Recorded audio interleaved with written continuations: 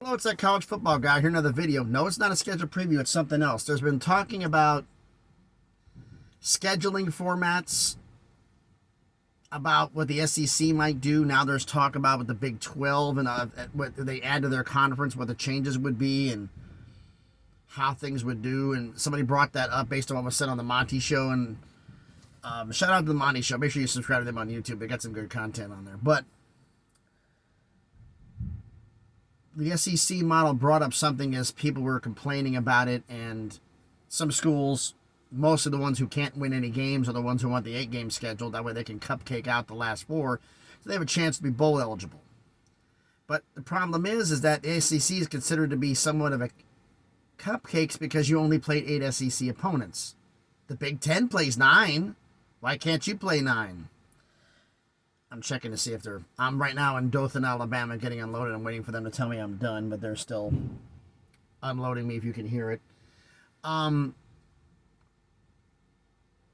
do something real quick. Everyone, please smash the like button. Helps with the algorithm. Helps me to be seen by more people. Comment on the video. Let me know what you think about the scheduling format issues we have here. And subscribe to the channel. Almost at 400. About to be one way. Hopefully, sometime this century, we'll be at 1,000 subscribers and start making some money on this thing. Now. Okay. The conversation is a lot of people want the 9-game scheduling format and some want the 8-game scheduling format. And the argument was made was, well, the fact is we can't make the bowl game. And it says, and besides, 8 games is traditional. I'm like, do you understand? 2 things here. The only way the 8-game scheduling works is you have to adopt a 1-7-7 format. 1 guaranteed rival to play. You play 7 rivals one year, 7 rivals the other year for your 15 opponents in a 16-team conference. And everybody say, what do you mean by that? Like Alabama plays Auburn. That's one of these an example. Do you understand that the oldest rivalry in the SEC is Auburn versus Georgia? They were playing each other before Alabama and Auburn were. That would go away. If you want the rivalries to stay, which is more traditional than the 8-game schedule, you'd need 3, which is the reason you do the 3-6-6 scheduling format. 3 guaranteed rivals out of that 6. Okay. 16-team conference. What is a 16-team conference? It's you and 15 opponents. We don't worry about ourselves. We worry about those 15 opponents we got to play. 3 guaranteed rivals cuts to 15 to 12. 6 one year, 6 the other. There's your 9-game schedule. The other one, as I mentioned, is the 1-7-7 format. 15 opponents, 1 guaranteed opponent cuts to 15 to 14. 7 one year, 7 the other. And they brought up the point of like, well, we can't get into bowl games. Like, get better.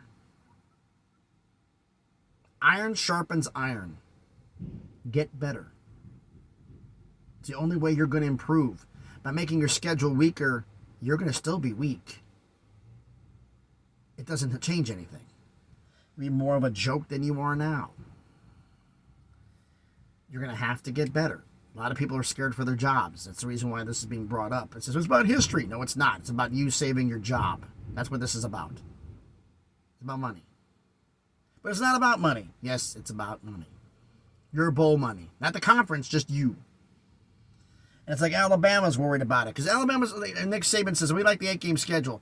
Because somebody, and that schedule, that fake, let me say this, that fake schedule that was put out, Alabama's opponents are going to be like, what was it, LSU, I don't know who the hell it was, Tennessee and somebody else. And I'm like, okay, number one, if they're going to do the 3-6-6 scheduling format, you pick 2 of your rivals. You pick 2. The conference picks the 3rd to balance the schedules out. Georgia, they would play Auburn and Florida. Tennessee would be Bama and Vanderbilt. But Tennessee fans, we don't want to play Vandy every year. I hate in-state rivalries. It's part of the tradition. Suck it up and deal with it. I don't want to play Vandy. They're soft. So it's a guaranteed win every year. What are you whining about? It's tradition and a dub. Shut up. I'm a Tennessee fan. And I know the fact that some of my fellow Tennessee fans are complete morons. Shut up. Look. They would play Tennessee, and Tennessee would play Alabama and Vanderbilt. Auburn would play Georgia and Alabama. Talking about your guarantee, too. You know, like you do the one rivalry game. Who's going to play? If you do only one, Auburn plays Alabama. Who's Tennessee's got to play Vanderbilt? Florida plays Georgia. Texas will play Oklahoma. Ole Miss plays Mississippi State. Do what? LSU, Arkansas? Texas A&M, Missouri? South Carolina, Kentucky? Does that sound anywhere near interesting? But if you had 3 guaranteed rivals, it make things a little bit better. And then there was the thought that came out, was on the Monty Show, the thought came out was that of, and somebody brought this up to me because they were actually sitting next to me when I had the video up on my phone, was if the Big 12 brought in Colorado, Arizona, and Arizona State, that would bring them to 15 members, who'd be the 16th, and they said, we'll bring in Gonzaga. And they said, well, 15 doesn't work for scheduling. You'd have to bring in 16. Like, actually? No, you don't. 15 does work. Let me explain. A 15-team conference is you and 14 opponents. 2 guaranteed rivals a year cuts the 14 to 12. 6 one year, 6 the other. An 8-game conference schedule with 15 teams. Now, if the Big 12 is going to continue doing what they do and bringing in basketball-only members, they need to bring in one more basketball-only member and make it somewhat more balanced, or they could do 17, but they need to bring a football member in. Somebody's been talking UConn or everything else, and just, no, not happening. But to close this out simply, look, folks, the SEC is going to do on there. Alabama's going to get what they want. So Alabama will get what they want. This time they may not. Because my alternative for those who are complaining, well, 8 games is easier. 8 games is more traditional. This is what I said to the traditionalists. Okay, fine. This is your 8-game traditional argument? Then how about this? Starting in 2026, 2027, 2020, pick the year. You are now required to schedule 2 Power 5 opponents as part of your non-cons every single year. If you do a 9-game schedule, I could give a rip what you do with any of the games. But if you're going to do 8, you're going to schedule 10 Power 5 opponents. 8 in the SEC, 2 out of the SEC. I'm sick and tired of everybody saying the SEC plays only cupcakes. We're going to prove them wrong. Or are you formally saying that you're a cupcake? Challenge their pride.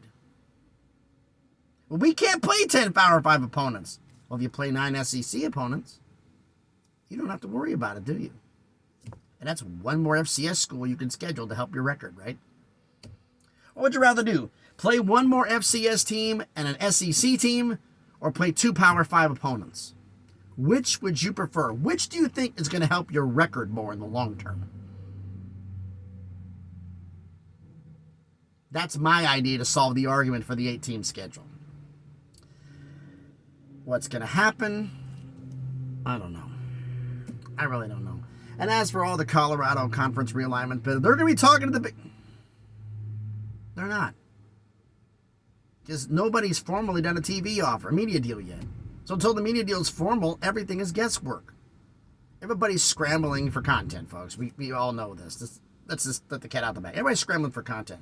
I'm not exactly being the most creative and doing schedule previews because I'm trying to figure out who's in scheduling, because this is also notes for me for my previews and predictions at the end, right before the start of the season, where I predict every member of the ACC, Big 10, Big 12, Pac-12, and SEC, every team's schedule, win-loss, every game, overall record, conference championship game, plus every member of the American, the Mountain West, and the Sun Belt, their conference championship games, plus predicting the playoff and the national championship. I predict a lot of games, a couple hundred a year. A couple hundred games I put down there and put predictions on it. Last year, 67% success on predictions. I was hoping for 60 as it started at the beginning of the year. I had a couple of smart ones and a couple of bad ones, as everybody who does predictions does. But that's what I'm doing for content to try to get things going, to talk about things that are necessary about it, things about here, about arguments, about scheduling. I cleared this up right here. I've been doing more scheduled previews, keep going on here. We're going to start tomorrow, as I'm doing this one now, because I don't know if you can hear it or see it. I look like the phone's moving. It's because they're slamming the forklift into the truck. It's like they're hitting the brakes, which you're not supposed to do. Slam on the brakes in a trailer. You could possibly go through the wall, but we'll see. But I'm doing scheduled previews to do things going and interrupting it with other videos that come along for something that comes along that's pertinent. And we're going to have, I did the NFL draft ones. If you want to go back and click on those, of who was the best team point-wise in terms of the NFL draft. I did those videos a while back. Right after the draft, who was the best in the Power 5 and who was the best in the Group of 5.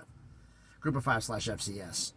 But all these videos that you're seeing out there right now involving conference realignment about Colorado this or this school or this school, everybody's scrambling for content because it's the off season. But we're not there yet, are we? The last week of June, I think, is when it's going to hit the fan. Because 2 years ago, last week of June, Oklahoma and Texas go to the SEC. Last year, last week of June, UCLA and USC go to the Big Ten. We're not in the last week of June. It's for June 1st. This is June 1st. And that's what it is, folks. Just scrambling for content. So all the thing is on there is, look, they're trying to find something to get you interested and get you to think. I'm not the flashiest right now. I'm just a simple truck driver who loves college football. Loves talking about it as a way to vent and get this out of my system so my wife doesn't yell at me for yelling at her for some of the stupidity I hear about. So thanks everybody for watching the video and listening to me vent about some of the stupidity regarding the college football scheduling. If the SEC, if you're smart, I doubt anybody from the SEC is listening to this, but if you are, 9 games, okay? It's time. You got Oklahoma and Texas coming in. It's time to put your big boy pants on and do a 9-game schedule. Okay? Thanks everybody for watching the video. I hope everybody's having a great day. Be safe out there. Hopefully I don't have hear about my doing a video of someone smashing through the back of my trailer here with a forklift and have a picture of my bunk being smashed, but hopefully that doesn't happen. So have a great day, everybody. Be safe and please be good to each other.